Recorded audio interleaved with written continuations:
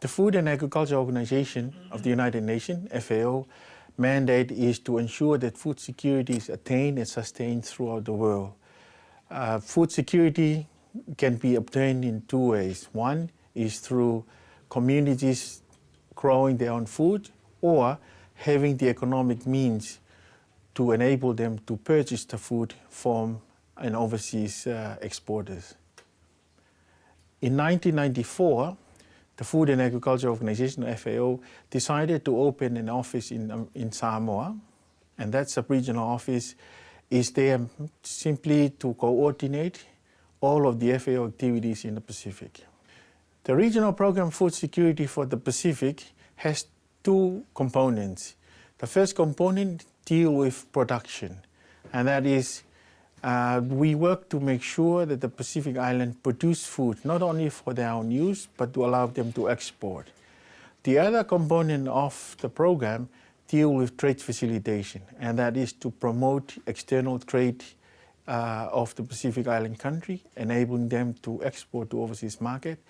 At the same time, assist the Pacific Island to put in place good agriculture policy for the development of the sector. This program has been going for the last 3 years. It's been funded mainly by the Italian government in the form of about $7 million, with FAO adding an extra $2 million. It is to be concluded in December 2008. Well, the DVD that we are producing is part of the trade facilitation component of the Regional Program Food Security. In that component, two of the activities planned was to support the annual roundtable meeting on WTO and Pacific trade regime, usually held in Wellington every year. And based on the discussion of the roundtable last year, TVD was seen as an appropriate way of ensuring that the Pacific Island countries get to know and understand the requirement of the market, in this particular case of the New Zealand market. The Pacific has to find its own niche in this globalization of trade. It is very clear that with the globalization of food trade, the Pacific cannot isolate itself. Rather, I believe it's important that they find a way to open new market access, and at the same time ensure that they hang on to this market access. But in saying all of this, one of the most important things that the Pacific has to do is production. With all of this market access, the Pacific can only be of any use to the Pacific if they have something to export. And the Regional Program Food Security and FAO in the Pacific are committed to ensure that the Pacific are ready to take advantage of the globalization of food trade in the world. Thank you.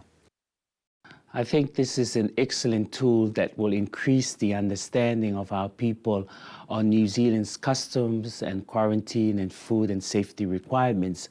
It is also an excellent evidence of two organizations walking the talk in pooling our resources rather than duplicating. And I think it's an excellent tool because there must be greater emphasis in improving our quality of our exports in the New Zealand market as we compete with the rest of the world.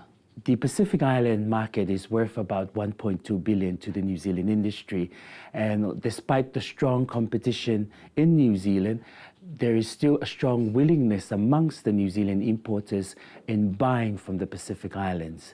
Pacific Islanders must understand that when they're exporting into the New Zealand market, they're exporting into global competition and they're competing with the rest of the world. New Zealand Pacific Islanders must understand that they must take exporting into the New Zealand market seriously, professionally, and as a business venture. Exporting on a commercial basis is very different from exporting to our families and relatives in the New Zealand market. The other way that we need to look at is that we must have emphasis on crop diversity and value-added products, as well as emphasis and focus on quality, labeling and packaging, and consistency of supply. There are many ways that PITI can assist potential exporters. Market information, which we can provide on produce prices, the latest market trends, etc., and innovations. We can coordinate marketing activities to promote your produce in the New Zealand market. We can coordinate market exploration visits into the New Zealand market, and we can provide marketing advice in terms of labeling and packaging, marketing advice on the different opportunities in New Zealand. And last but not least, we can provide office facilities which you can use whilst in New Zealand for appointments and meetings.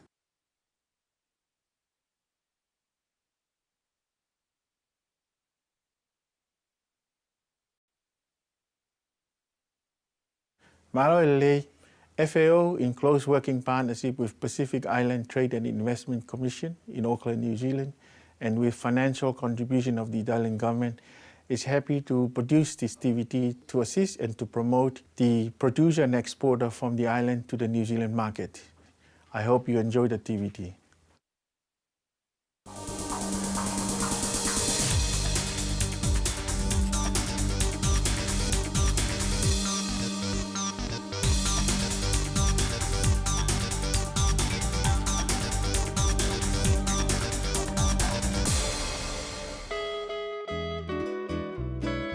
The Pacific Islands are blessed with an abundance of good sunshine, plentiful rain and fertile soil, ingredients that make it a magical place for growing fresh produce. And being located between the Asian, Australasian and American continents give us the potential to become a major supplier of fresh fruit and vegetables to these markets. Some Pacific Island growers have already developed successful exports in traditional and non-traditional crops, as well as new value-added products like frozen cassava, taro chips and banana chips. There are still many more opportunities for developing new exports. Take, for example, the New Zealand market. Many seasonal produce varieties are supplied all year round by countries like the Philippines and Ecuador, which are successful because they are able to supply the market with large volumes and at a consistent quality.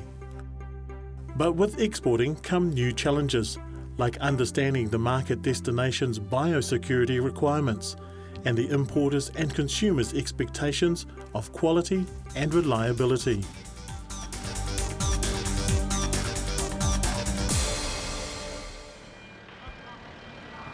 All fresh produce entering New Zealand must comply with the Import Health Standard, which outlines 4 main criteria for import: that fresh produce must be inspected in the country of origin, have an international phytosanitary certificate, contain below the maximum soil contamination level, and be in clean new packages.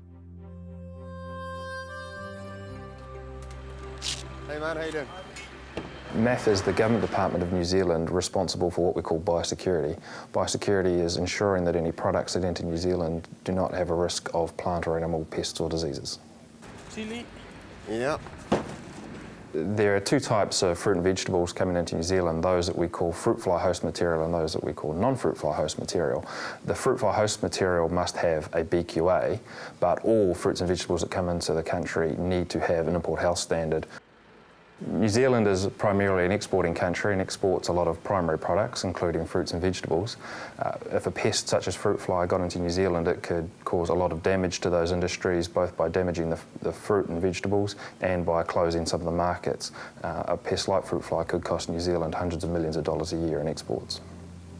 Where produce has the potential to be a fruit fly host, it must then also have a bilateral quarantine agreement in place. This sets out additional treatment conditions that must be carried out in both the exporting country and in New Zealand.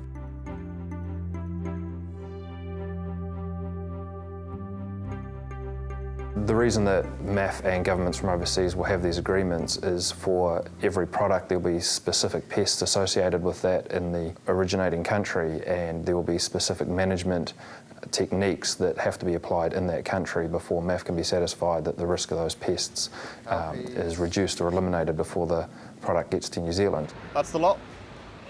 Yep, brilliant, thank you. All produce that comes to New Zealand is subject to an inspection, and if any live pests are found at that inspection, they'll be sent away for a formal identification. When that identification comes back, the pests will be classified either as non-regulated, which basically means that it's either present in New Zealand or we're not worried about it, or they'll be regulated, which means it's not present in New Zealand or may have an adverse effect on New Zealand, in which case the product will have to be treated, reshipped or destroyed. We're going to do a visual inspection on each line of produce. So that literally involves opening each box and looking for pests and diseases. In this instance, I'm just going to go through the invoice. I will check all the phytosanitary certificates. I will check the heat treatment conforms. The eggplants are heat treated because they are a fruit fly host. So therefore, they will be treated before they leave the country. So we're going to do a 600 unit sample. Quick check of the packaging, everything seems to be okay. There's no produce falling out. They're fairly robust boxes. So we open the box, there's no visible sign or anything flying out of the box, which is good. Quick check, there's nothing crawling around. I'm just going to take each eggplant. I'm going to look for any signs of disease. I find these marks are quite common. A lot of it, I believe, is environmental damage. It doesn't look like there's anything unusual. I'm also going to look for eggs that have been laid. They've actually removed the cap around the top already to prevent eggs being laid underneath. Also, all armed with a little eyepiece here. It's useful for sort of getting really close up. In this case, as I said, I'm looking for little eggs that might have been laid near the top. The product will need to be free of any contamination, including pest species, soil, or what we call extraneous organic material, so leaves and other bits and pieces that get caught up. The produce that you ship to New Zealand must be contained in clean, new packaging, and if the product is fruit fly host material, that packaging may have some special requirements as well. They'll be detailed in the import house standard. So again, we've got a good box. Produce isn't leaking, it's not damaged in any way. It's quite sturdy, new packaging. So I'm going to open them up. Again, nothing's flying out. I can't see anything visible crawling over the top. So I'm just going to go through. I'm going to look for telltale signs. Caterpillars, quite common in okra. What I'll be looking for is a small hole, an entry hole. And if I find one, I'll open it up and then I'll look for a live caterpillar inside. Okay, chilies, again, fruit fly host. They require additional declarations on the phytosanitary certificate, which are listed here. In this case, they have to be treated in accordance with Appendix 3 of the bilateral quarantine agreement. There's a declaration here to say that has been done. An IPC, or an International Phytosanitary Certificate, is a certificate issued by the government department in the exporting country that details the types of treatments and inspections that the produce has undergone before export into New Zealand, and is a mandatory requirement for all products, all produce that enters New Zealand. One of the most important things is that MEF currently requires all PCs or phytosanitary certificates to be presented in their original, so we don't accept copies. Okay, this box has been inspected, everything's fine. We're just going to put some official MAF tape on. That way we know the box has been looked at. We won't repeat ourselves. Without an original phytosanitary certificate, without an original PC, the product will be held until we've received that original, which means that you won't be able to sell it, you won't be able to access the markets, and the product quality will deteriorate until we receive that original and can issue a release. So I'm just going through these. These are sugar cane. Okay. Now I can already see something moving around in there. Looks like some ants, so I'm going to try and get hold of these.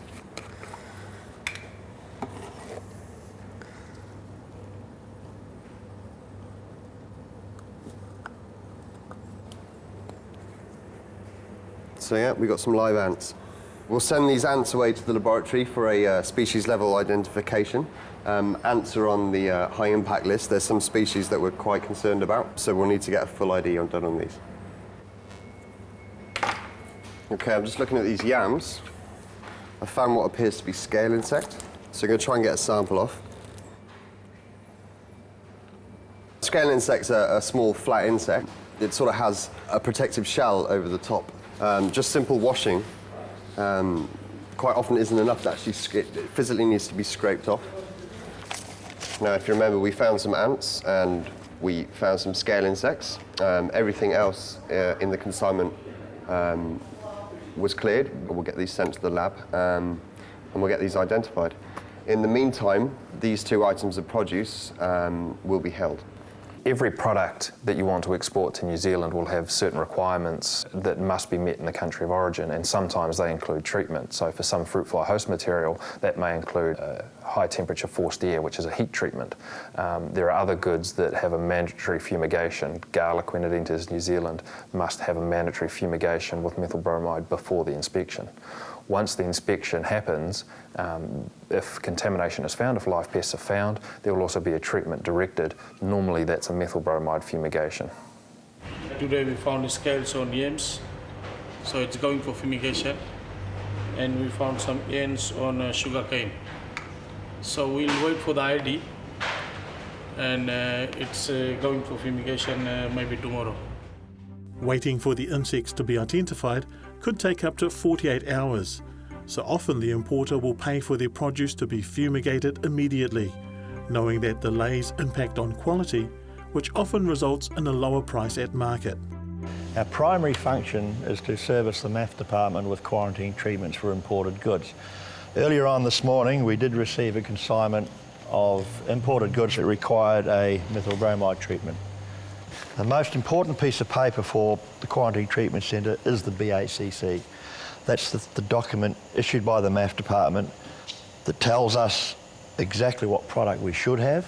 Methyl bromide is a really effective fumigant against live animals, essentially. Methyl bromide has a detrimental effect on the quality of the produce and also shortens the shelf life. Once the treatment is completed, we then record the times and temperatures, the product details on a certificate. That is faxed to the MAF department, in this case air cargo. They then send us a release which tells me that it can be released to the customer.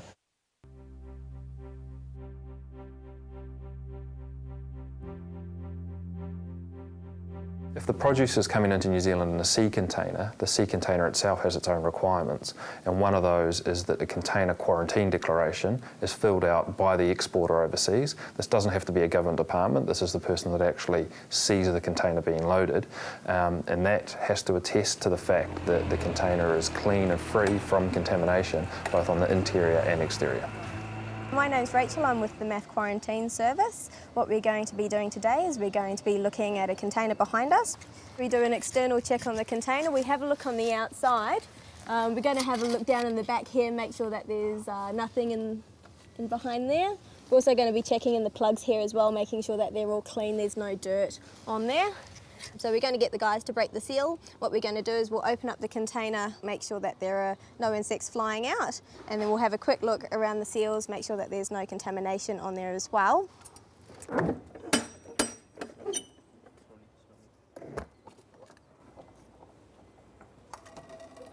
Yeah.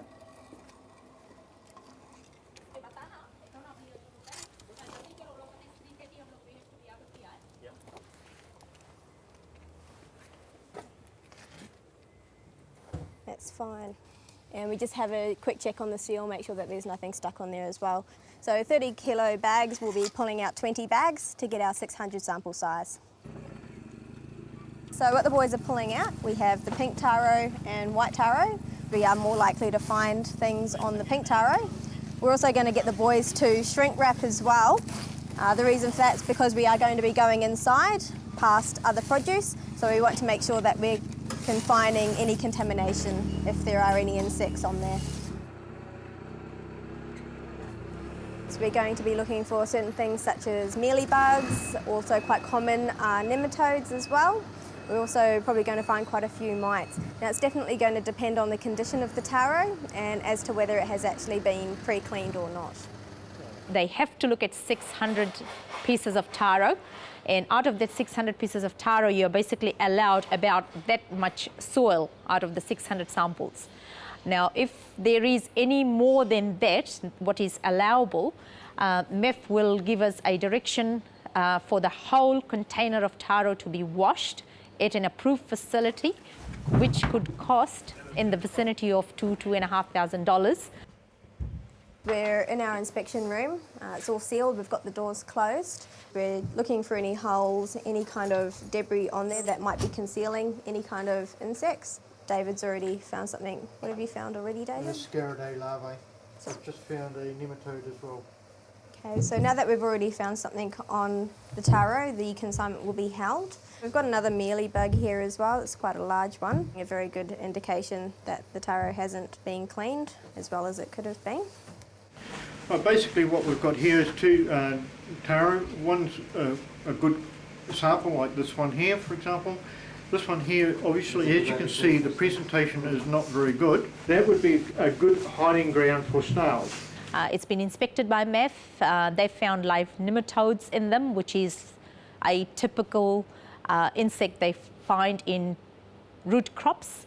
As such, the container has to be fumigated for 4 hours, which we have got a contract with the fumigation company to do for us. Then we have to wait for a written release from MEF before we can distribute this product, which would basically mean that we will not be able to sell this container till probably sometime tomorrow. Okay, these two samples we found yesterday went off to the laboratory about 8:30 this morning. We got an identification back on them both at about 1 o'clock. The first one was the scale insects. They actually came back as non-viable. The consignment is okay to be released. The ants, which we found on the sugarcane, but they came back as a non-regulated species, which means the importer will not have to treat either of those consignments. We've now issued him with a biosecurity authority clearance certificate so he can release his goods. One of our guys just picked it up, and it's gone out for the shops today. We paid $1,080 or something just for 10 cartons. And like you can see, we have advertised just because of fumigation, we have put on a special $3.99 this week. When they do the packing, they have to check it very properly. The results of produce reaching the market in a poor condition means that the importer receives a lower price at market, and the extra cost of identification, fumigation and cleaning can waste the profits for all parties. This can also mean that the supermarkets and retailers may be less inclined to take on future produce from this source, and the importer is then likely to look for a more reliable supplier. My name is Mohammed, Hasim Khan, Managing Director for Moshim's Discount House Limited. I think we'll be the biggest importers of okra, eggplant, chilies, etc. And we supply to our shops at the same time to the supermarkets in Auckland and in Wellington and other areas. So we occasionally do have products that come in over here which have got insects or pests inside them. It becomes very, very difficult even for the supplier from overseas to make sure that they are fully accountable for what they're sending. We need to protect New Zealand as a whole to make sure that there is no dangerous insects or anything that come into this country which is going to be harmful to the produce that we have here or to the fruits. But at the same time, I think at the moment, all the importers are struggling with the charges. And like discount houses sugarcane and yams, Tropical Fresh have also had to suffer the cost of fumigation and delays in order for their taro to finally reach the supermarket shelf. The taro here is very popular and it's a very good product with the Pacific Island people. This week it's $2.69 a kilo. Normally it's $1.89, but due to some shipment errors, we're having it for $2.69 only for this week. The added costs have pushed up the retail price, and shoppers may now be reluctant to purchase. I guess the most important message that these biosecurity regulations are in place solely to protect New Zealand from pests and diseases and for no other reason. As the exporter, you've got a really important job in making sure that the packaging, the product and the containers are clean and free from contamination. If you do that, not only will you help to protect New Zealand from pests that we don't currently have, but you'll also make sure that your product gets through the border and gets to the markets a lot quicker. Besides the quarantine requirements, the success of exporting fresh produce also depends on its quality, which is determined by factors such as post-harvesting methods, storage, transportation, packaging and grading.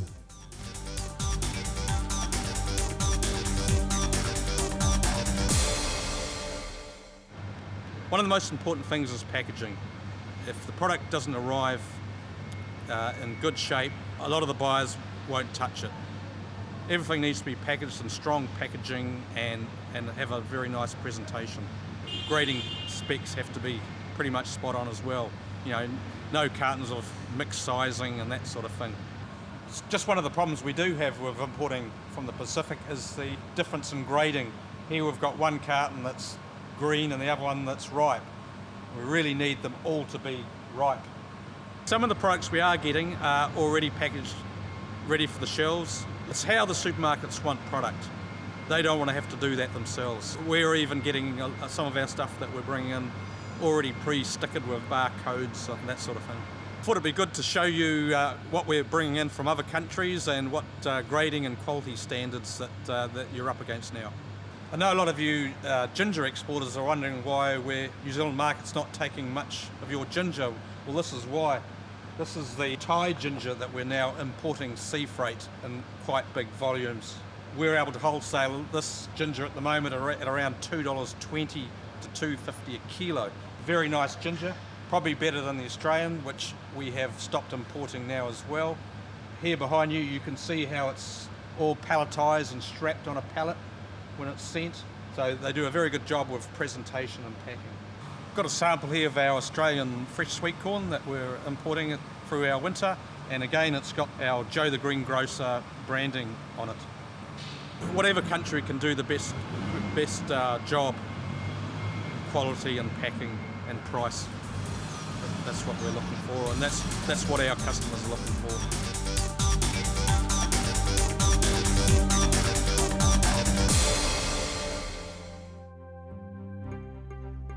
There's still potential to develop more value-added products for the marketplace. These are products that have been processed like banana chips, frozen cassava and frozen veggies. The significant benefits of value-added products include reduced biosecurity issues with little or no quarantine requirements, longer shelf life, and greater opportunity to establish Pacific brands. We import, thousands and thousands, hundreds and thousands of dollars of frozen veggies from India. We can have the same sort of veggies from the Pacific Island countries. So if somebody can give them a hand and set up this IQF facilities and things like that, I think it will be better for us to help our neighbors and get the veggies, because the same veggies we are getting from India. This is green frozen jackfruit imported by Moshim's Discount House Limited from Fiji. And there is no hassle in importing this because this is frozen for so many days at a high temperature, frozen temperature, and it's very easy to import. There is no hassle with milk for anybody, it just comes through easily. We get the frozen one and the tin ones as well, but I reckon and the customers as well, they think that this is better than the other tin ones. The tin ones are from Thailand and this is from Fiji, so they reckon this is good. I've been selling someone cassava chips or something like that in our shops. They're very expensive because of the guy who's distributing. He must have got a lot of cost, or the production cost is high, but yeah, we sell them. Value-added packaged products are subject to some requirements as specified by the Australia-New Zealand Food Standards Code.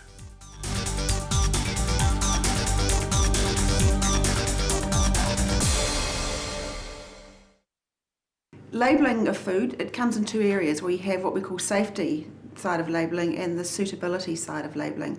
Safety are things that you really need to ensure the food's safe. It's things like allergen labelling.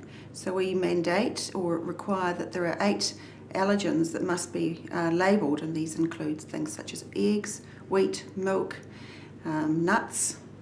We also have labelling around storage, around date marking, and then we move on to labelling that we call suitability, which is things that it's really good for people to know, but it's not such a strong safety issue. This includes what we call an NIP, which is a Nutrition Information Panel, and we mandate there are 7 components that must be on the label of any packaged food, and the format is mandated.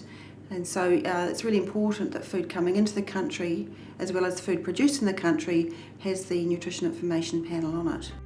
The Australia-New Zealand Food Standards Code sets out the legislation for the labelling of food. It's been developed by Food Standards Australia New Zealand and is implemented in New Zealand by the New Zealand Food Safety Authority. For information on labelling, visit the Food Standards website.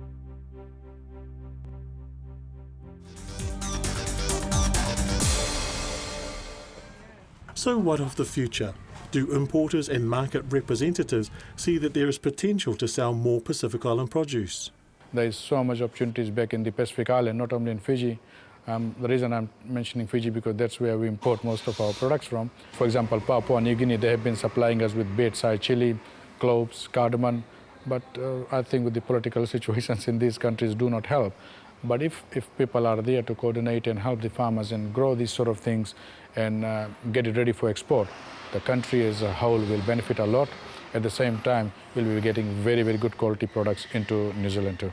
The main growth that you can have for your products is what you're actually doing now in the way of taro, possibly the ginger again if the price is a little bit more competitive with the Thailand ginger we're getting now, eggplant, the long eggplant, the jihad eggplant, the chilies, especially the red chilies, if we can get those grown in more volume during our winter. As far as the fruit go, the papaya, we're still selling reasonable volumes of that. And there are small windows of opportunity for the mangoes.